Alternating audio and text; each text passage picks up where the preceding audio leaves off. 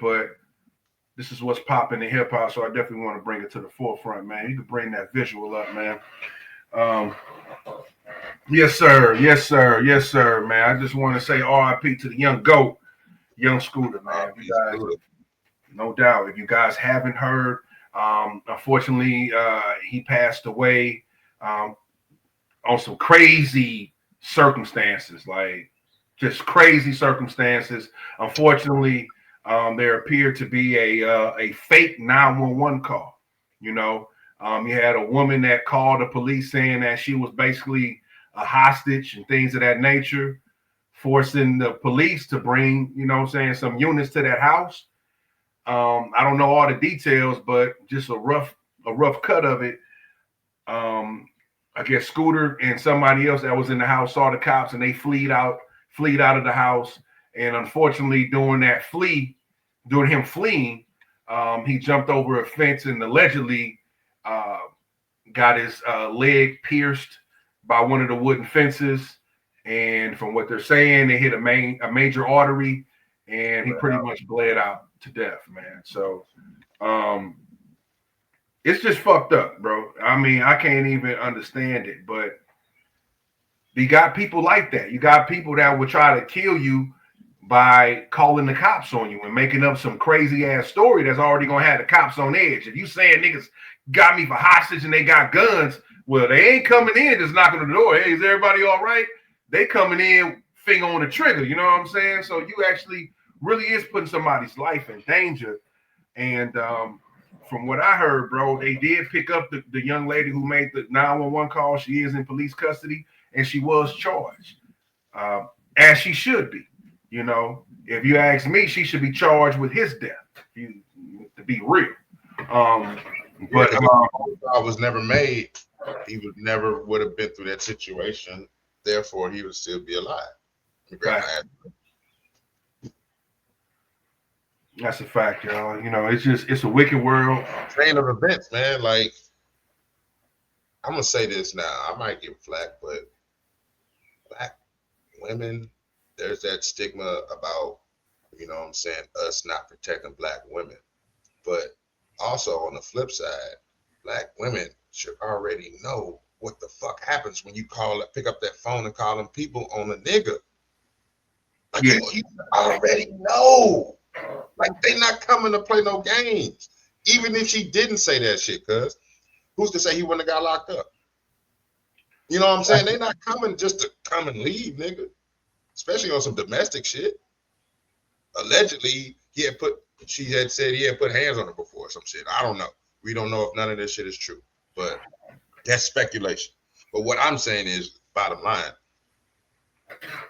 women should know already. Like, when I pick up this phone, and, you know what I'm saying? Unless it's your life is in danger, like true danger. Like, we've seen some viral videos going around, some little TikToker beat his girlfriend up and shit like that. Like, if you're really into, call the police, man. But if you're not, and there's on some fuck shit, man, you know what can happen to us. You know what can, be in the system, all kind of shit, bro. So, I'm going to just say that first. But it's a sad situation, man. Yeah, no doubt. I definitely hear that, man. You know, there's a lot of work to do on both sides. And like you calling the police. Women know, or people know in general. You know what I'm saying, that you could definitely get somebody in trouble, or unfortunately, lead to somebody passing away. Yeah. So, but R.I.P. to Scooter, man. He was just working on the album. Offset had a screenshot, their last text messages, and he was like, "Yo, come to the studio tomorrow." You know what I'm saying? So, he was just about to drop an album, gearing up to drop an album, and it's unfortunate, man. A lot of people might not understand really the influence Scooter had, because he was one of those guys that didn't really like the limelight. You know what I'm saying? Because at one point in time, he had the mixtape game in his hands. You know what I'm saying? It was like him, Future, and Gucci was just running the shit. You know what I'm saying? Like, they can't. I was kind of like, damn, do I remember any of his shit? But I think I was scrolling down social media and I heard that one song, Juug King or Juug City or something like that. I was like, Yeah, okay, now I know. I'm familiar with the voice now. You know what I'm saying? So I definitely heard some of his shit, but I wasn't really tapped into the movement like that. I'm just be 100. I know I listen to Future, but you know what I'm saying? Wasn't really like, I ain't gonna say a Scooter fan. I just didn't really, know his music like man, that. dude got some dope shit, and you can tell that he was speaking. He was speaking from a genuine, genuine experience. He wasn't, he was in them streets. You know what I'm saying? He wasn't Kind just of a like Trouble. studio gangster, right? You know what I'm saying? Them guys knew about the hustle, right? Right, yeah. And but if you're not too familiar with Young Scooter, I would encourage everybody.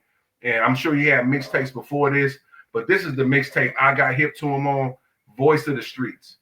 Okay. Man, Voice of the Streets is just, oh my gosh, bro. Back to back to back to back.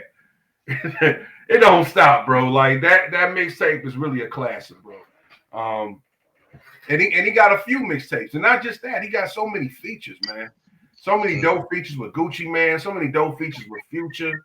That's what I'm saying. I had to hear him. I just probably didn't really know who he was, type shit. You know what I'm saying? No doubt. But yeah, I would say, man, check them out, bro, because those mixtapes are timeless. You got, this is doing the up and comings of, people like Zaytoven and, you know what I'm saying, these guys. So they all have, they all touch this mixtape. You know what I mean? So it's dope, bro. It's super dope, but I hated to hear about it. And the crazy thing was I was just bumping Voice of the Streets, no lie, about 2 months ago. 2 months ago, I was like, man, I want to hear that one song, Cash Money. He got a song called Cash Money. I want to hear that. So I'm like, man, I forgot how dope this motherfucker was. So I was just bumping them 2 months ago. And then to hear about this, man, I didn't want it to be true. Because he's such a low-key nigga. He really don't be in the social media like that. Yeah. So for them to say like he's dead, I'm like, well, damn, he a low-key nigga. He don't be, beefing with niggas and all that type shit. But then when they said the police shot and killed him, I'm like, damn, on his birthday, no less. This is his birthday. So that's fucked up. You know what I'm saying? For your birthday to be your death day. But it happens, man. That type of shit happens, bro. But RIP to the Juug King, Young Scooter, bro. Your legacy. Everybody might not know about it, but it won't be lost because this dude really influenced a lot of niggas coming out of Atlanta.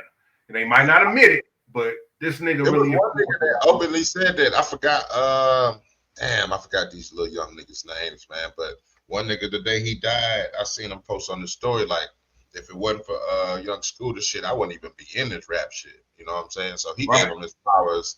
I'm pretty sure he probably did it before that, but happenstance of his death. But yeah, it's some niggas out here that's been influenced by other people. They just don't say that shit. Oh yeah, facts, man. I can't think of who that young nigga was though. I wanna say Quando Rondo, but I'm probably wrong. It was somebody, a young nigga, like, you know what I'm saying, of that era. You know what I'm saying? No doubt, man. Young Scooter.